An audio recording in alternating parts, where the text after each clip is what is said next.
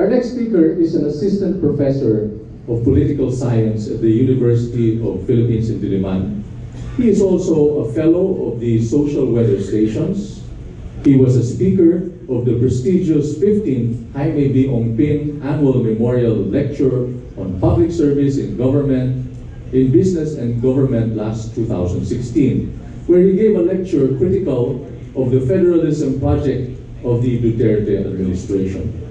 This year, he has appeared twice as resource person in the Senate hearings on charter change and federalism. On both occasions, his statements were well covered by media and provoked widespread public discussion. The first one held on March 13. Professor Pilapil shared, among others, important cautionary insights available from the institutional design literature when attempting constitutional overhauls, especially when involving democratic regimes. The second one held on July 17, he criticized, among others, the CONCOM Constitution's provisions on federalism that seem to ignore, undermine, contradict many basic principles and serious concerns of the institutional design literature when engineering new constitutions. Our speaker has an ongoing research project entitled A Critical Review of the Federalism Project of the Duterte Administration, founded by Office of the Chancellor of the University of the Philippines, Diliman, to the Office of the Vice Chancellor for Research and Development's outright research grant. Without further ado, brothers and sisters, ladies and gentlemen, for a talk on emerging issues on the Bayanihan Federalism Draft Constitution, please help me welcome our speaker, Jean Laksa Pilapil.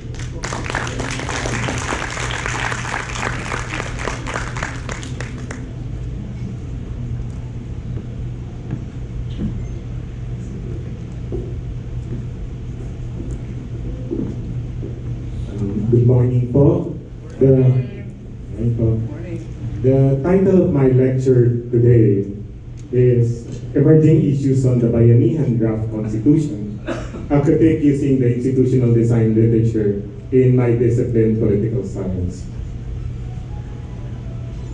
This lecture, as mentioned by the speaker, the host, the MC, is part of my ongoing research project with UP entitled A Critical Review of the Federalism Project of the Duterte Administration, funded by the Office of the Chancellor of the University of the Philippines, Diliman, to the Office of the Vice Chancellor for Research and Development's outright research grant. Acknowledgements.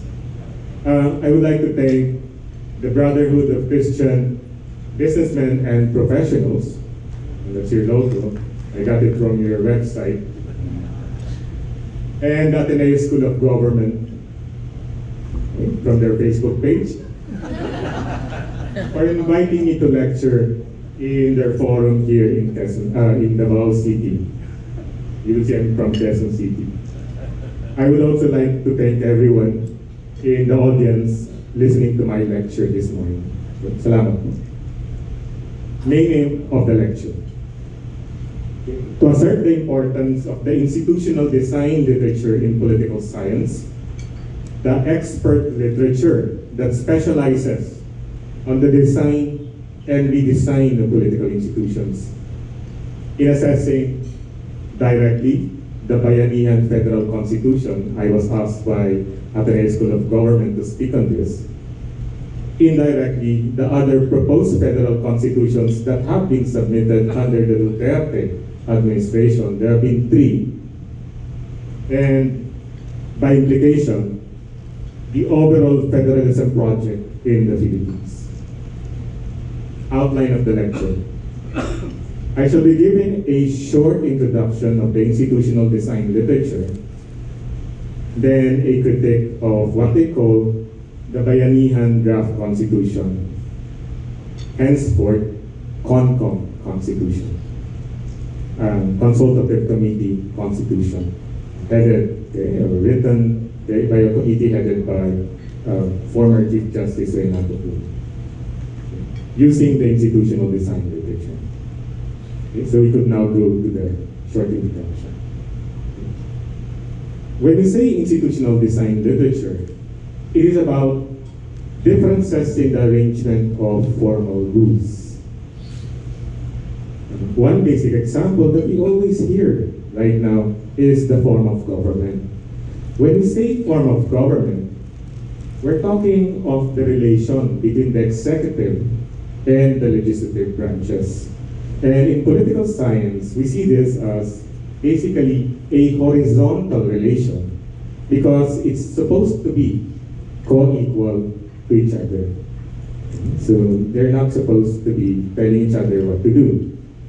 The institutional design of a country's form of government is separated presidential. That is the kind of form of government we have in this country. We vote our president and the members of Congress separately. If used, parliamentary, okay, that's the one classic example is in the United Kingdom. And if hybrid, semi-presidential. Okay, by semi-presidential, you have a directly elected president and a prime minister also chosen by the parliament. And that makes it hybrid, which is different from a simple system like South Korea, where you have both president and a prime minister. But if the president is the one choosing the prime minister, we don't call it semi-presidential in my discipline. Another basic example that we're going to discuss, and already discussed by Dr. Brillantes, is this concept of system of government. And it is a relationship between the central government and the local government. And you could anticipate that is no longer a horizontal relation, but a vertical one. Why? Because there's a hierarchy involved. The one is superordinate, the other is subordinate. If it is a unitary system of government, okay, the central government is the single central source of authority because it is the one that makes the final decision. And we get this from probably the most famous American political scientist who has done work on federalism, the great William Riker. This is his work. We're going to use this conceptual framework for today in defining federalism as well as unitary system. And the local government is subordinate to the central. It could be overridden the decision of the central government. In a unitary system, there is only a single sovereign recognized by the Constitution. And this is the concept of constitutional sovereignty.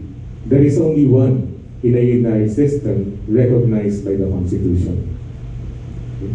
In a unitary system, powers can be delegated by the central to the local government.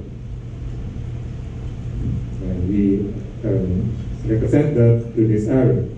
Okay? Now, very important to understand, a unitary system can range from highly centralized, and the most highly centralized of them all is Singapore, which does not even have a local government because of its small size, okay, where no powers are actually delegated.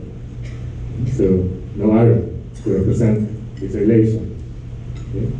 But could also be highly decentralized. Okay? Usual example is Norway, where many powers are delegated. And we could represent this with a stout, a healthy arrow. Now, a unitary system can be more decentralized than some centralized federal countries. For example, Indonesia over Malaysia. Dr. Brillantes was discussing, okay, Indonesia, okay, and how many regions there actually have autonomy. And some are even asking for independence. Okay? Indonesia is more decentralized than the federal Malaysia. And one could make a strong argument that the Philippines is far more decentralized than the federal country Malaysia. It remains as a unitary system of government because even as many powers are delegated, these powers may also be revoked. Why? Because they're not guaranteed in the Constitution. Now, in a federal system of government, in certain policy areas where central government has exclusive jurisdiction, it still looks like the unitary system of government. So the central government is still the sovereign, and it is still the one that makes the final decision. So there's still constitutional sovereignty that is given in the central government. But in certain policy areas where local government has exclusive jurisdiction, we now have something different. Because the local government, for the very first time, is the sovereign. And it is now, it now enjoys the right to make final decision. So in a federal system of government, there is a second sovereign recognized by the Constitution. Hence, another level of government also enjoys constitutional sovereignty. Now, we could represent the relation between the two as a bar that is not an arrow.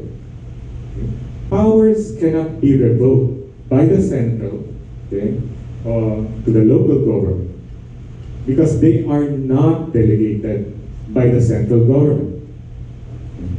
Where are the powers coming from?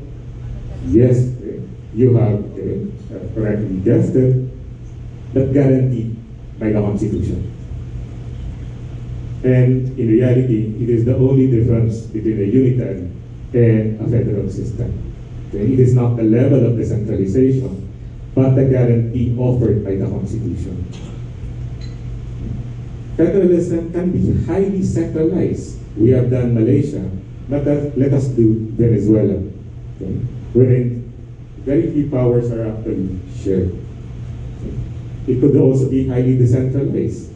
One example we are familiar with is the United States. And we could represent this as a very thick bar. In certain policy areas where both governments have jurisdiction, this would be the concurrent or shared powers that we could discuss later when we discuss the Puno Constitution.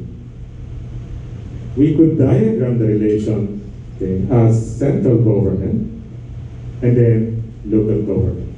You might have noticed that it's still not perfectly aligned because even in a federal system of government, when we talk of concurrent or shared, there's such a concept of federal paramountcy. Federal paramountcy is a doctrine in federalism that if there is a conflict between the central and local government, it is the central government that would take precedence, that would be superior. Very, very few federal countries override federal paramountcy. I'm not an expert on federal countries, all of them, but the only thing that I know is Canada with its health policy, wherein if there's a conflict, it is actually the local government that takes precedence. Very rare. So when we talk of institutional design literature, it is the body of literature in political science that studies how the design, or in this context of this morning, redesign of a country's political institutions, such as the form of government, the system of government, two concepts that we have already encountered, electoral system that we may encounter today, in fact we will encounter, party system, legislative structure, judicial system, and constitutional bodies. How this political institution have been designed and redesigned affects or will affect, among others, the accountability, the representation, popular empowerment, elite capture, and coherent policy making of the state. The institutional design literature, other terms, would be constitutional engineering literature. This is when the literature is actually analyzing how to design or redesign constitutions. And it's also called as constitutional design literature. A broader term is institutional approach, or simply new institutionalism. The institutional design literature counts some of the biggest names of my discipline, political science, and in fact including winners of the Johan Sweete Prize in political science, awarded by a university in Uppsala, Sweden, think of it as our Nobel Prize in economics. Okay? And it is given to the scholars who, in the view of the foundation, has made the most valuable contribution to political science. So the institutional design literature represents the best minds that have studied similar institutional issues that Filipinos now face and are the real experts on these issues. And one of the anomalies of the current debate of the federalism project here in the Philippines is that this literature has barely been tapped to help us in our quandaries, in our problems. Let's have the critique of the Hong Kong Constitution using the institutional design literature. First, third federal constitution. 3 proposed federal constitutions have already been submitted to Congress under the Duterte administration. The first one is Congressman Eugene De Vera and Aurelio Gonzalez Jr. The RBH resolution of both houses, number 8, in August 2016. Okay, just 2 months into the Duterte administration. This is the first page of RBH 8. We are going to discuss the thing shortly. Then the Federalism Study Group of the PDP Laban Federalism Institute submitted to Congress in August 2017. This is the first page of this constitution. And the third one, the Consultative Committee to Review the 1987 Constitution. This is the Puno Committee that was submitted, and its draft was submitted last July 2018. In fact, I think July 9. And that's the front page, and that's why it's called the Bayanihan Constitution, because the first page calls it Bayanihan. It seems to be carrying a flag, the Bahay Kubo. And it is the only one created by the executive order from President Duterte. So it is the only one that has an official status. And this is the executive order creating the consultative committee, signed actually early December 2016, but only put into action January 2018. The first thing that I must clarify is that this constitution is now dead politically. Although Asshole asked me to discuss this, it is now dead. The first thing that needs to be said is that this constitution is dead politically. Intellectually, that's another thing. Whether it's going to be used in the campaign because there's a 100 million peso backing it up, that's another thing. The first thing why it's dead is since sonam, the lukewarm support by the very hand that created it, President Duterte. Consultative committee members have been complaining both publicly and privately of the lukewarm support of the president. Then second, too few senators are supporting him. According to Subiri, only 4 supporters are there in the Senate, and they will need 18. We have one of the highest requirements in the world in our constitution for changing the constitution. It is a 3/4 vote of all its members. We call it absolute majority, 3/4. That's very high. That's 18 out of 24. And that's one of the reasons why the 87 Constitution has not been changed for almost more than 30 years. We have one of the highest ones. Of course, the senators will not agree to this because all federal constitutions actually propose a regional senate that would end the career of most of the senators. Then, the lower house under Speaker Arroyo has returned to, there's a new House Speaker, to voting separately for CONAS. Returned because that was the original agreement. There is an ambiguity, although the requirement is very high, as I said, one of the highest. There's a textual ambiguity in our constitution because it only says Congress, and it is not clear whether you have to vote separately or jointly. Of course, it's voting separately. Okay, you read the transcript, you interview the still alive framers, they will say they meant separately. And we have operated always, okay, in terms of separately when Congress is silent. Okay, for example, the amnesty given to Senator Trillanes, where you need concurrence by Congress, it just Congress, okay, the Constitution only says Congress, both houses voted separately for that. The original agreement, it was a gentleman's agreement in August between then Senate President Coco Pimentel and now then House Speaker Alvarez. It was voting separately. It was a gentleman's agreement. By January, that gentleman's agreement is no more because Speaker Alvarez drops a bombshell and says voting jointly. Of course, that's impossible. There are 297 congressmen, only 24 senators. There's no need to vote jointly. The 24 senators would be outnumbered by definition. Okay? But then House Speaker Arroyo's return, okay, and says voting separately, which is a signal for me that the federalism project is dead in Congress because senators will never agree to voting for federalism. That would actually kill them. The Senate will not commit institutional harakiri. And the fourth, very important, key economic managers of Duterte opposed it. One thing about this consultative committee is that it has unified the country against it. Okay? You would have the opposition and then the very supporters of the economic managers of President Duterte, including one who comes from this city, Davao. We start with Neda, okay, the Secretary General, who says that federalism will wreak havoc on Philippine economy. And the estimate for the first year by NEDA is that the country will spend, if you're going to take seriously,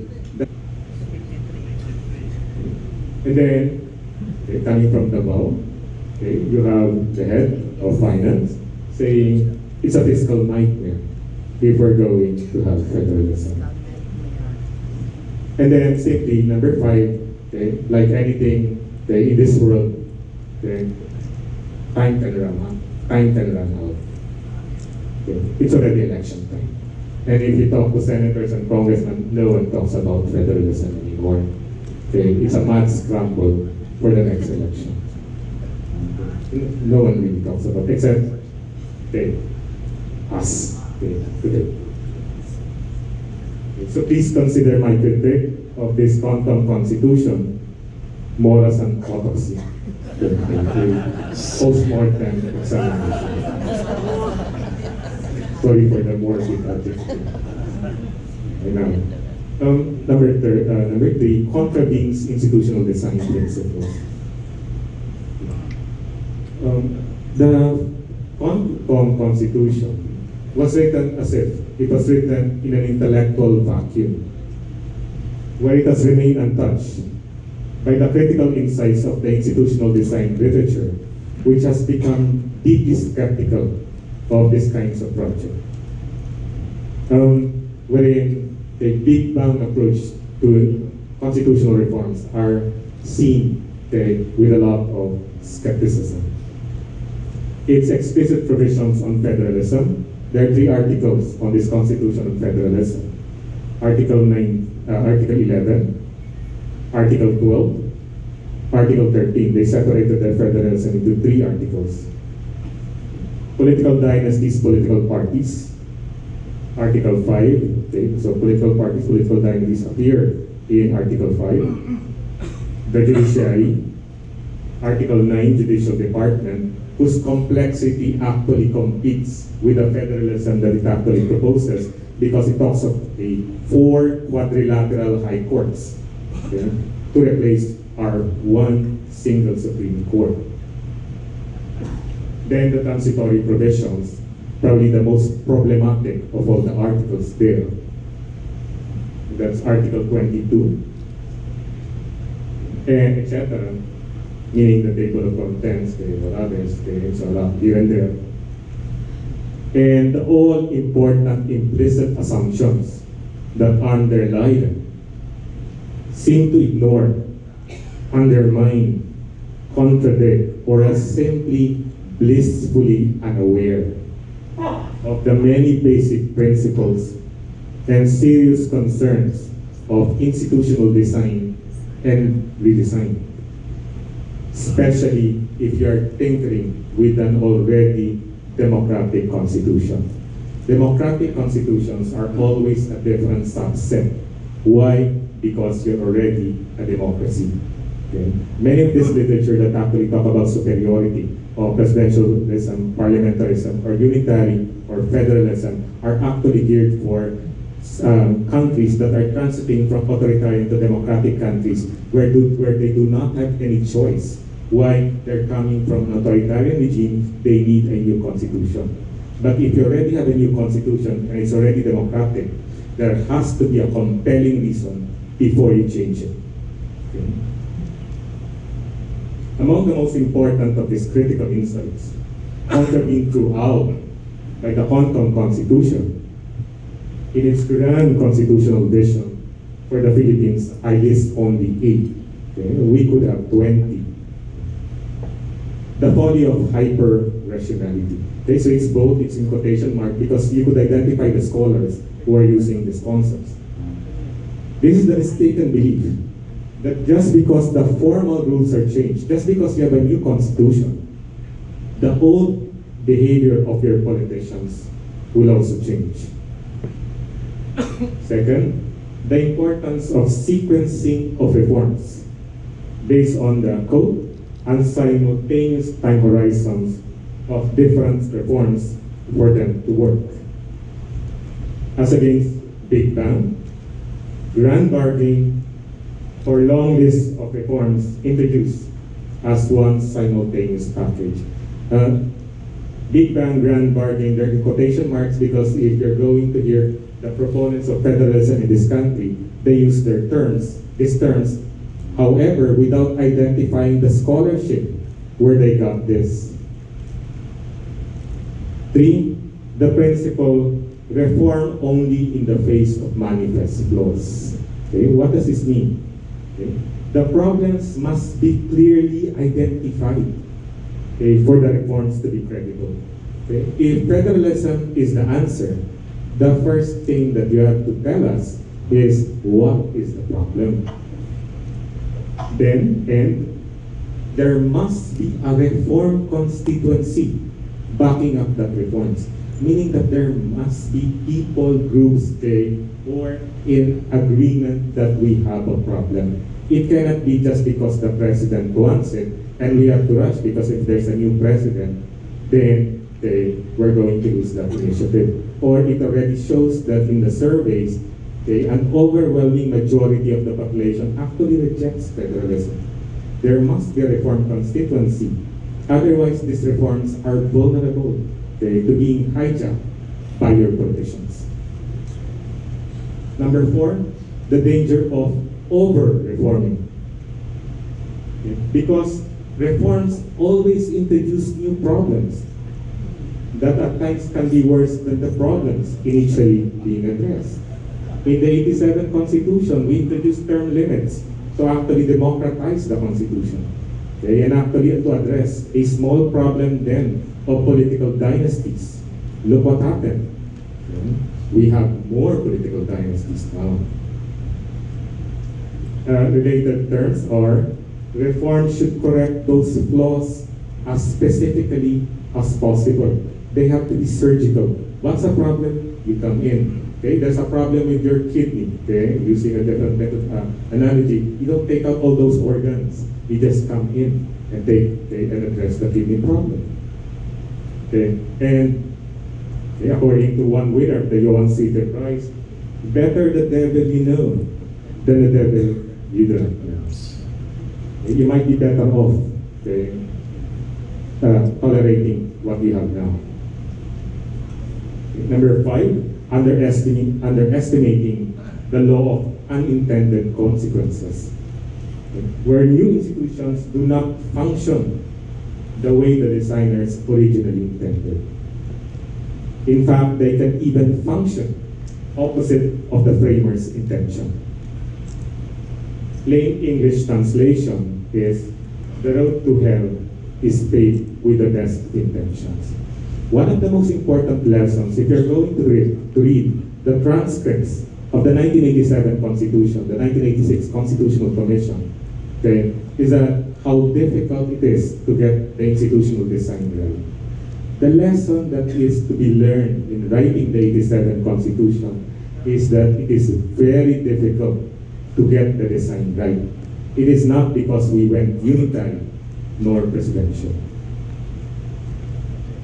6, the crucial role of path dependency, meaning who are first empowered by the introduction of the new constitution that would determine how the later reforms are actually shaped. This would mean that the importance, the overwhelming importance of the transitory provisions of the new constitution. As you will find out later, one of the constitution proposed under the Duterte administration does not even have a transitory provision. 7, the important distinctions among macro level reforms. This is the system of government that we're talking about. The meso level reforms. This would be your electoral system. And micro level reforms. This would be, for example, legislative sub-rules that in many ways can be as important or may even be more important than the macro level reforms. Okay? And their implication for constitutional engineering. And last, okay, because we lack time, the danger of excessive optimism. Because it could easily lead to excessive disillusionment. Afterwards, as would most likely happen with reforms with exaggerated promises. Okay? Reforms with exaggerated promises, instead of deepening their democracy, have only undermined their democracies. Why? Because politicians with an authoritarian project can simply tell their business plan, okay, which would be a feasibility study, would be very important. This new federal system, okay, would be the most institutionally complex experiment this country will ever do under democratic conditions. Of course, it's different. It's authoritarian. Okay? Yesterday, we commemorated martial law. We actually had a constitution under authoritarian regime. This constitution has the temerity to eternally lock the country and all future generations of Filipinos to federalism. People might not be familiar with this provision. It's just one sentence. Okay? By constitutionally entrenching federalism through an eternity clause. Not all federalisms have this eternity clause. Okay? Germany has it, Brazil has it. They want the Philippines to have this. Okay? In section 4, article 21. Here, section 4, its federal structure shall not be subject to amendment or revisions. There is no turning back. If we make a mistake, okay, all generations are locked. Whatever amendments or revisions, okay, you are locked into it like Germany or Brazil.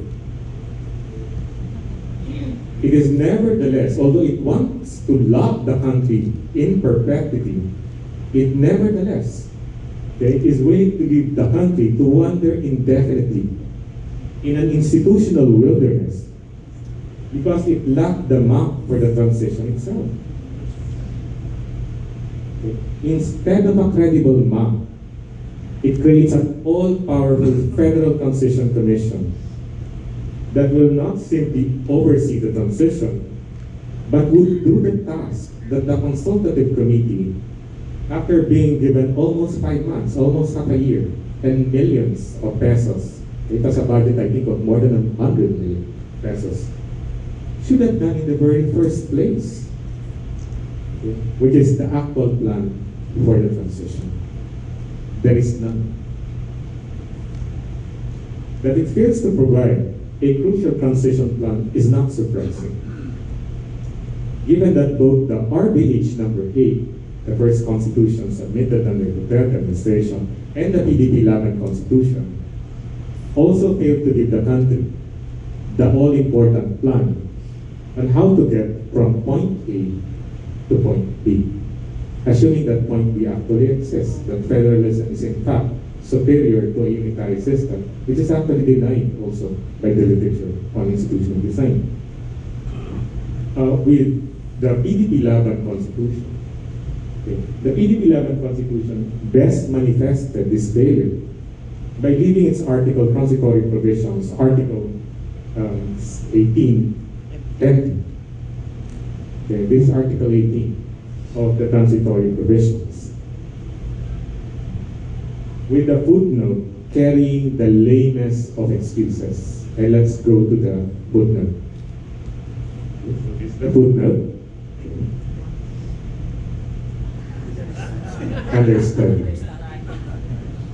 If you would agree with cutting-edge scholars of institutional design literature that the most important would be the transitory provisions, then it's not there. If this constitution will return to the Bayanihan Constitution, also bestows the Transition Commission, the Federal Transition Commission, with all-encompassing powers for its vague transition process. Okay. See Section 2, Article 22 of the original version, because there's an original version submitted to President Duterte, then President Duterte would ask it to be revised. In a matter of days, the revision is provided. This is the controversial Section 2D that a number of critics have already raised, to exercise all powers necessary and proper. Okay? To exercise all powers necessary and proper to ensure a smooth, speedy, and successful transition. All necessary powers mean all necessary powers. Okay. Its initial plan was to have the incumbent president also as the transition president by heading the 11-person Federal Transition Commission. There will be 11 members. This 11-person, the 10, okay, of course the president would head that, then the 10 other members are to be chosen by a search committee whose members are also to be chosen by the president himself. And in this context, gives the president full control of both the Federal Transition Commission and the search committee. Because the CONCOM initially refused the call to explicitly ban the incumbent president from running for president in the new constitution, because they argued it's going to be discriminatory because we are just talking of one person. What happens is a double bonanza for the incumbent president. First, he is allowed to run for under a new constitution, run for president. And second, as transition president with additional powers, because he's the one who controls the Federal Transition Commission, he enjoys a grossly advantageous position over his opponents if he eventually chooses to run under the new constitution.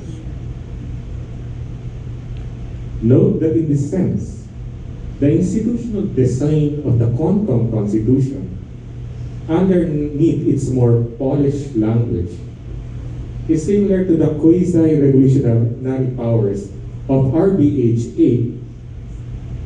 That's the one that we discussed earlier. Okay. This is RBH 8, the transitory provisions under Section 6. Upon ratification of this Constitution, the present Congress shall be dissolved, and the incumbent president, that's President Duterte, shall exercise legislative powers. The president already exercises executive powers. And the last time that someone exercised also legislative powers was President Marcos, or the dictator Marcos, under the 73 Constitution. And of the January 16, 2018 House Concurrent Resolution number 9, okay, for those who remember this, okay, This is HCR number 9, when the lower house, led by House Speaker Pantaleon Alvarez, called for Congress to be convened jointly. That's HCR 9. There were 4 subcommittee reports.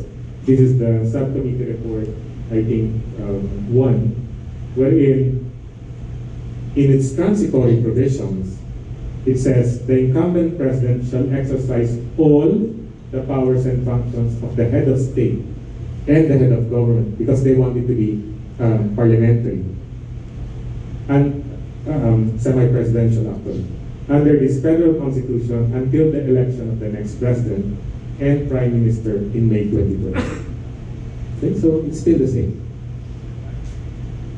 Powers that were all tailor-made for President Duterte as incumbent president, and because there's no re-election ban, as re-electionist candidate in 2022.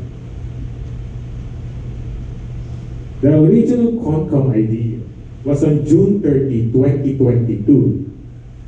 The Federal Transition Commission would not only come up with a plan for the transition, but also have implemented it. And this was already mentioned by Dr. Brillantes, that they want to do it in 3 years. Section 2C, Article 22 of the original version. Okay, so this is Section 2C. To organize, reorganize, and fully establish the federal government and governments of the federal regions in accordance with the Constitution. In a matter of 3 years, everything should be done.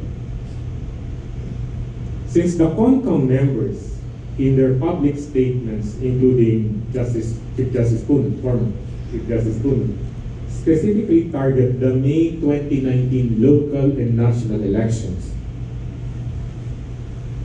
as also the time of the plebiscite for their constitution.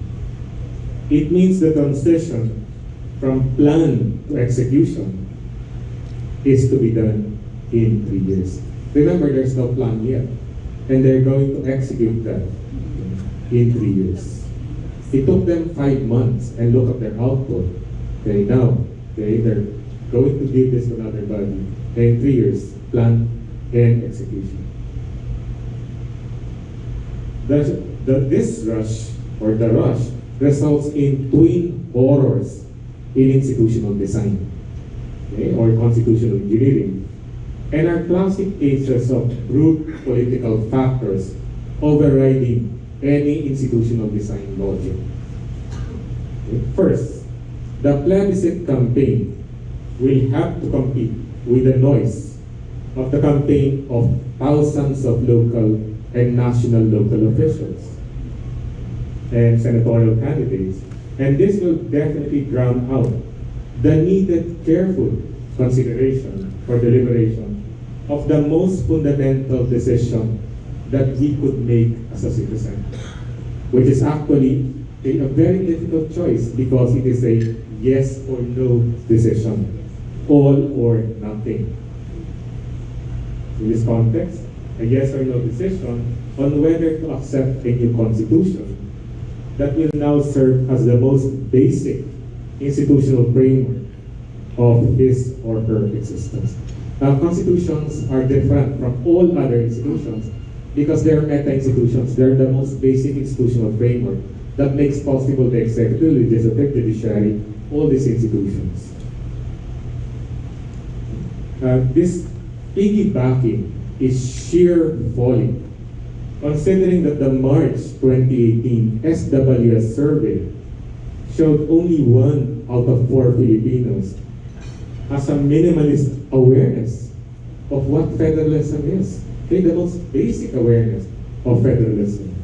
Okay, this is the latest survey we have in SWS, where 75% has no understanding what federalism is. Okay, remember the reform principle, reform only in the face of manifest flaws. How on earth could you make an intelligent decision if you don't even understand what the topic is and the stakes are?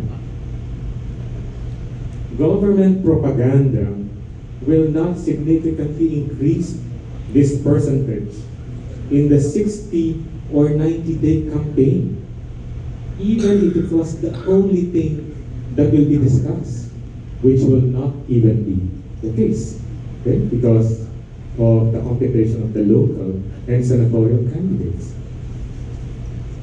Second, if the CONCOM Constitution were approved and implemented in the 3 years, there is a very high risk of bringing the country not into a dizzying pace of change and vision by the members of the Consultative Committee, but as institutional design literature, as warned in terms of unintended consequences, into near standstill. Okay? The country might ground into a halt, okay? Because of the chaos, of the enormity of the task needed to create all the new institutions of the new constitution. But this initial transition plan of the CONCOM has been revised by the intervention of the very hand that created it. And that, of course, is President Duterte. Okay. After receiving the CONCOM Constitution on July 9, last July 9, President Duterte responds to the challenge of the critics to include a ban Duterte provision by asking the CONCOM to write down the provision barring him from running in 2022. He raises the ante even more as he asks his CONCOM to write down another provision calling for presidential and vice presidential elections next year, because he promises to resign once the Constitution is ratified in 2019.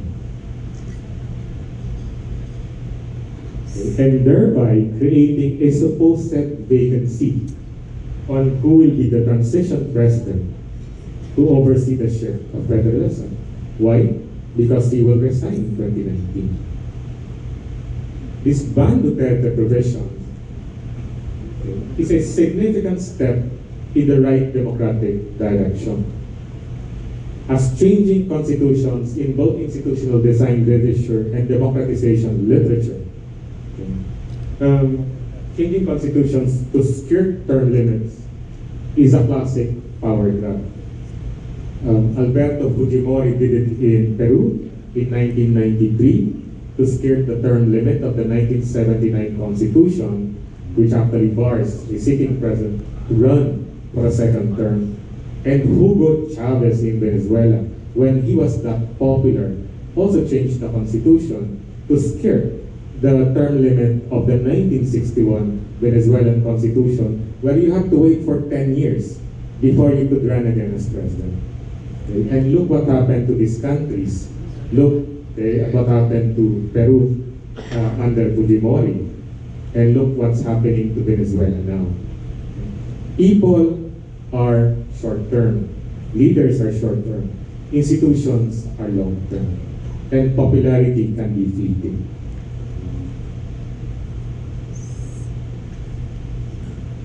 But this resign, the offer of President Duterte, cutting short his term is clearly retrogressive.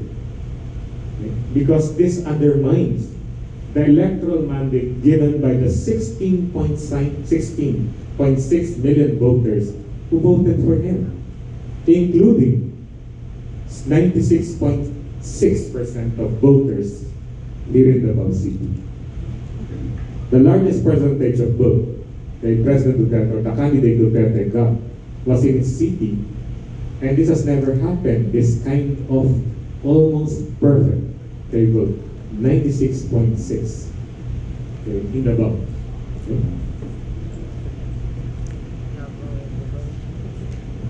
But this vice presidential elections is even worse in the case of Vice President Lenny Robredo. It is not just the 14.4 million voters who voted for who would be disenfranchised per vote, but she of her office was no plan to abandon her mandate. And in fact, should be the constitutional successor of the 1987 Constitution. We don't have a vacancy if the president decides to run, because the 87 Constitution has a vice president if the president decides to run. This could be described as a quote-unquote reverse power grab, or a sort of impeachment via new constitution, and is utterly contemptuous of the electoral, hence democratic mandate bestowed on her by the 1987 Constitution. Mad as the stand of the president, especially on the vice president, madder still is the CONCOM, who readily agreed to this cavalier suggestion of constitutional strangulation of democratic mandates. Okay? You hear former Chief Justice Reynaldo Puno. Okay? You hear former Senate President Nelly Pimentel, as well as other members of the CONCOM. Why must we shift to federalism? Because they want to deepen our democracy. But I don't think you deepen democracy by undermining it. And this is now how it looks under Section 3. Within 6 months from the ratification of the Federal Constitution, the President shall call for an election for the transition President and Vice President in tandem. Conclusion. Okay, so this is my last section. To conclude, the institutional design of the CONCOM Constitution does not really move us far from the two other federal constitutions already proposed under the Duterte administration. All three are failures, okay, as federal constitutions. You have the RBH 8, you have PDP 11 Constitution, you have the Bananian Constitution. All three constitutions, okay, illustrate what the literature or the scholars have been warning us. Okay? How complex, problematic, elusive, mind-boggling, and risky the institutional overhaul needed to effect a transition from a unitary to a federal system of government in a democracy. This federal constitution making becomes even more problematic if we consider two general insights that can be drawn from the institutional design literature in political science. And this is my last slide. There is no consensus in the literature on the superiority of federal to unitary systems of government, vice versa. There is no difference. Okay? Although there are some scholars who argue for the superiority, an equal number of scholars say there is actually no difference, no meaningful difference in the performance between federal and unitary systems in terms of human development index, economic development, income inequality, rule of law, anti-corruption, all these key indicators, there is no meaningful difference. And then second, the recommendation of top scholars for democratic countries with already functioning systems or forms of government is to simply reform rather than overhaul their systems of forms of government. Go meso level, go micro level, but not macro level. Thank you for your support.